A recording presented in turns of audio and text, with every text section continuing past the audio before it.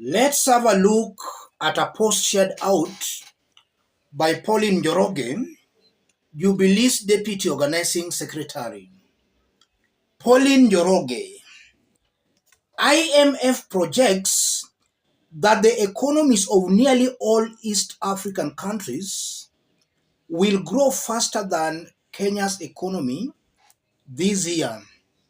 Rwanda 7.0%, Ethiopia 6.2%, Tanzania 6.1%, Burundi 6.0%, and Uganda 5.7% against Kenya's 5.3%. I guess now we are truly looking at the region from bottom up. And then Pauline Njoroge has shared out those projections by the International Monetary Fund. And you are seeing Kenya is at 2022, you are seeing the projections 2023 and 2024. And if you look at all these, Kenya is actually the slowest. Kenya is the slowest. I want us to put this into perspective for Kenyans to understand what this means. If you are watching us but you have not yet subscribed, subscribe, give this video a like. Let's proceed. Our economy is the slowest in East Africa. Uganda is performing better than us. Same to Tanzania. Same to Ethiopia, Rwanda, Burundi. All these countries are performing better than us. So the question is, where did the rains start beating us? If you look at that curve of the dollar,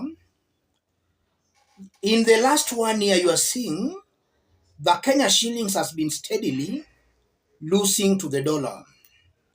I believe there are some factors that have contributed to Kenya where it is today. One such factor is poor leadership.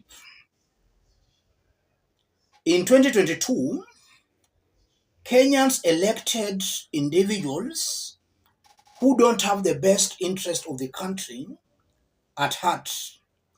Kenyans elected noisemakers and the best inciters. So Kenyans are to blame for the kind of leadership that has pushed us to where we are. In fact, if you look at 2022 presidential election and those other various seats, people who are non-inciters are the ones who are given leadership positions. That's why we are suffering as a country. Going forward, Kenyans should be very, very careful on the type of leaders they elect. If you look at corruption, Auditor General says that Kenya has been losing about a third of its annual budget to corruption. In Kenya Kwanza government, that figure is going up. I'm seeing a situation where Kenya is now losing about 40% of its annual budget to corruption.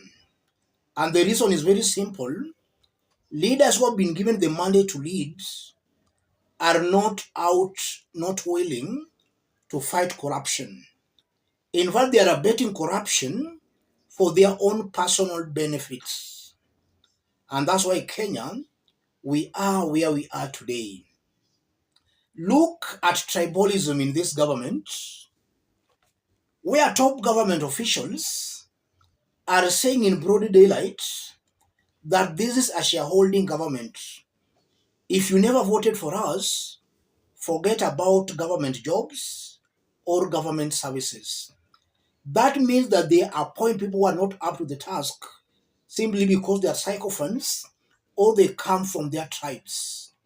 And that's why there is no government official who is actually delivering, because in the first place, They were not qualified for those jobs.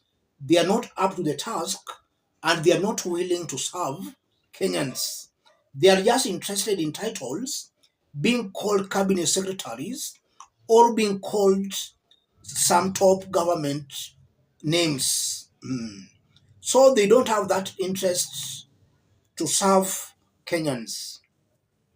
And also, if you look at the borrowing spree, in just slightly over 1 year, Ruto's government has borrowed over 4 trillion Kenya shillings. In 10 years, Uhuru Kenyatta only borrowed 6.7 trillion. In just slightly over 1 year, Ruto has borrowed over 4 trillion. So you are finding that the heavy borrowing is also working against us in one way or the other. And also the investors, those who should be creating jobs, they are being intimidated and being threatened. So that is also discouraging investors from coming to Kenya. There are so many factors that have led us to where we are. How can Kenyans now stop this? I honestly believe that to stop this madness, we must stop William Ruto and any leader supporting him. Irrespective of how good that leader is on the ground, it's a price worth making. Kenyans should sacrifice those leaders supporting Kenya Kwanza government.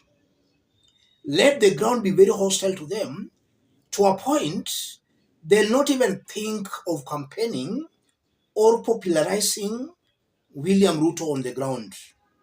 Today, William Ruto was in Bungoma, and his good Bungoma residents gave his rallies a wide berth. So what Kenyans should now do, these members of parliament, senators, governors, who are still supporting William Ruto, Kenyans should be very hostile to them to a point they will have nowhere to campaign for themselves and for William Ruto. If Kenyans do that, then they'll easily fix William Ruto at the ballot come 2027. That's exactly what Kenyans can do to save themselves from a William Ruto's mess. As I conclude, Ruto has already started early campaigns for 2027. When he was the deputy president, that's the same strategy he was using. He was never in the office to deliver. He was everywhere campaigning. As the president, he is still doing that. Kenyans should not tolerate that. They should demand of William Ruto to go back to the office and to work. You can't elect somebody, even before he fulfills all the promises he made, he's already out campaigning and Kenyans are cheering him up. Kenyans should stop that by demanding of Ruto to go back to the office. If he comes for those campaigns, Kenyans should be brave enough to tell him to go back to work. Let me stop it there, ladies and gentlemen. If you are watching us but you have not yet subscribed, subscribe, give this video a like. I consider this projection as a bad news to William Samoei Ruto. And the bad news is coming from IMF, a body that has also misled William Ruto, and now you are seeing we are in a mess. So in a nutshell, IMF is just exposing how naive and ignorant William Ruto is. He was not yet ready, not mature for national leadership. Let's meet in our next analysis. Thank you. Huyu Chikati akijenga hiyo ICT hub, mimi nitahakikisha iko kompyuta na nitahakikisha iko internet, na nimepanga ajira ya hawa vijana kufanya hiyo kazi. Nyinyi vijana wa hapa, kazi yenu ni mbili: kuwapia huko kufundishwa na kufinya kompyuta na uweke pesa ya dola kwa mfuko yako. Wewe utashindwa kufinya kompyuta ndio upate pesa? Na wewe sasa ukishindwa kufinya kompyuta nitakusaidia namna gani? Sijui kama tunaelewana watu wanaitiri. So